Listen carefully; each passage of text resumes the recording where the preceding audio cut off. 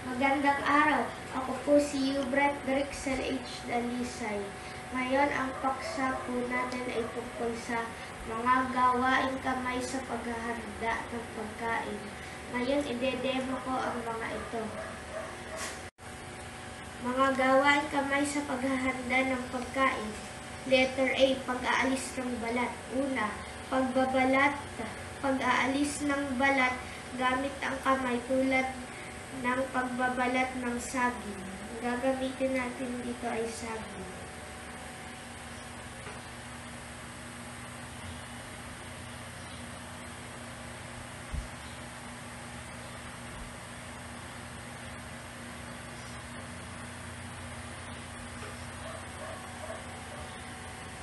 Pangalawa sa mga gawaing kamay sa paghahanda ng pagkain, pagtatalo, pag-aalis ng balat sa pamamagitan ng kutsilyo o peeler, gaya ng ginagawa sa patatas at kamote. Ang gagamitin natin ay patatas at peeler.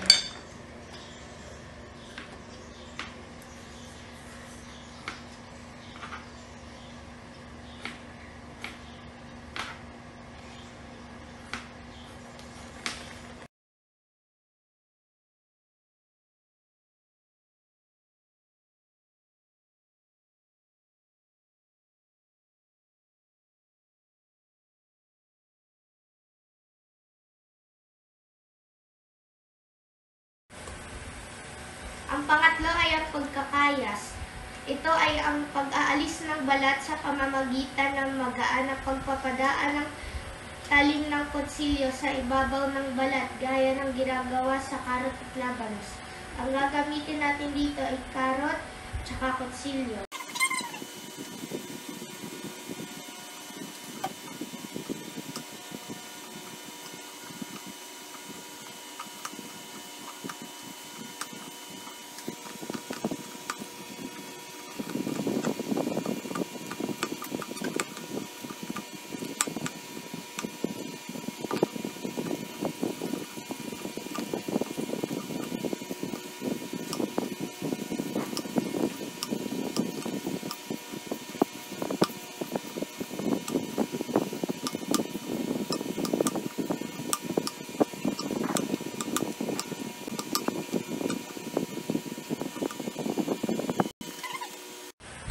Ang sunod naman ay ang letter B. Ito ay ang pagpuputol. Una, paghihiwa. Ito ay ang pagputol ng pagkain ng pantay-pantay.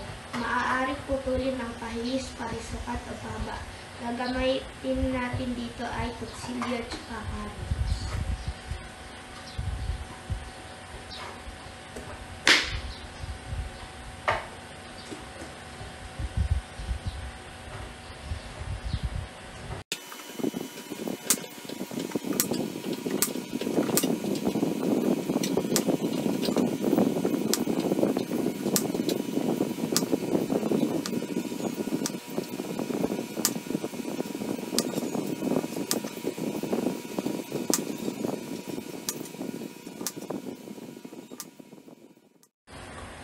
Pangalawa naman ay ang pagtatadtad. Ito ang pagputol ng maliliit gaya ng ginagawa sa karot na isinasahog sa lumpiang Shanghai.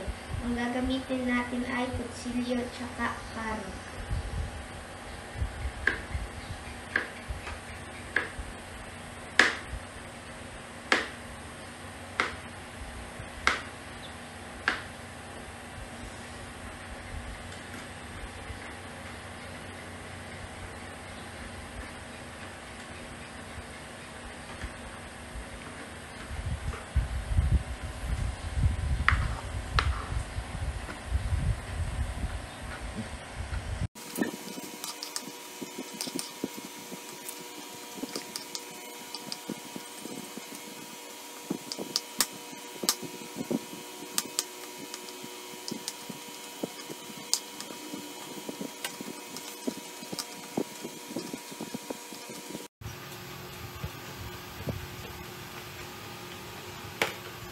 Okay na, tagtag na. Ang pangatlo ay ang paghihimay. Ito ay ang paghihiwalay upang maging maliit ang laman ng pagkain tulad ng ginagawa sa manok na sinasahog sa salad at ginagawa sa tinapa bago isama sa ginisang munggo.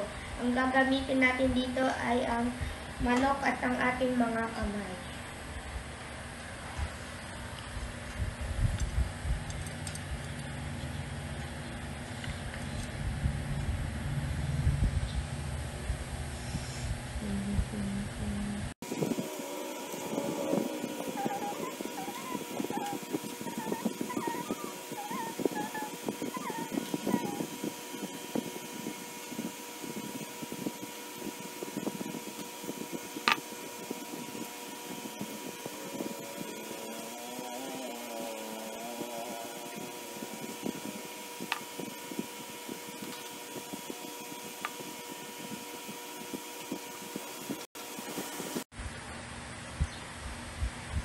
Ayan, tapos na.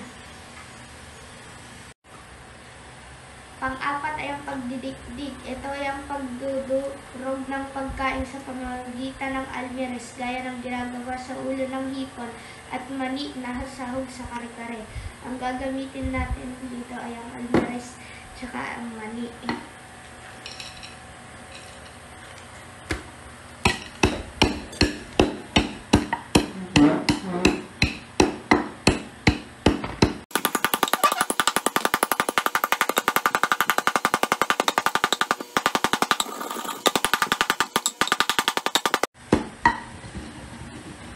Yan, tapos na.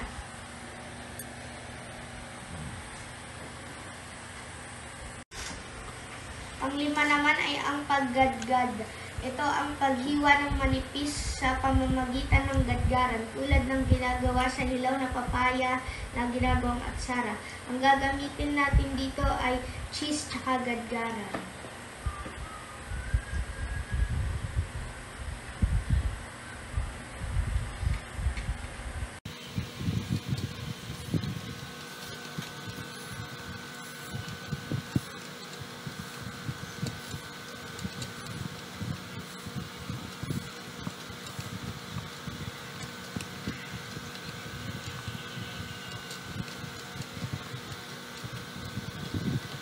Ito ang paggagadgad. Tapos ng gano'n. Ito yan, tapos na. At ang pang-anim naman ay ang pagpipisa. Ito ay ang pagputol ng pinong-pino sa pamamagitan ng kutsilyo na idinidiin ng mabigat sa sangkap gaya ng ginagawa sa bawang kapag nagigisa. Ang gagamitin natin dito ay bawang tsaka kutsilyo. Ang una nating gagawin ay puputulin natin ito ng pino.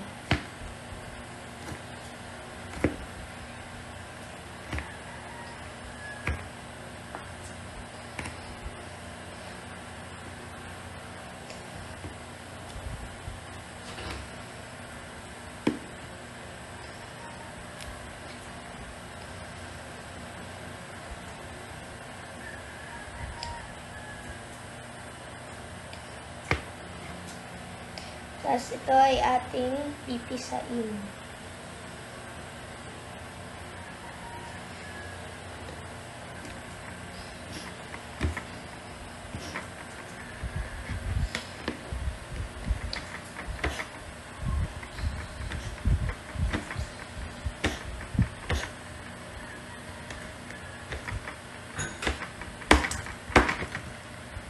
Tapos na.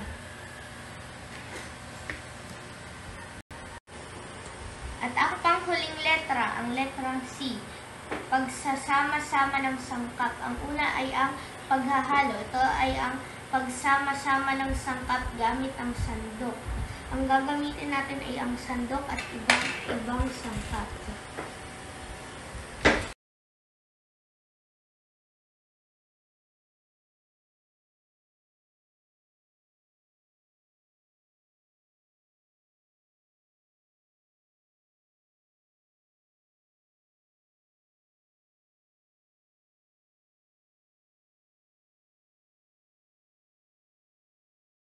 Huli ay ang pagbabati. Ito ay ang paghahalo gamit ang tinidor o pambati ng itlog gaya ng ginagawa sa itlog. Kapag nagluluto ng torta, at gumagawa ng cake.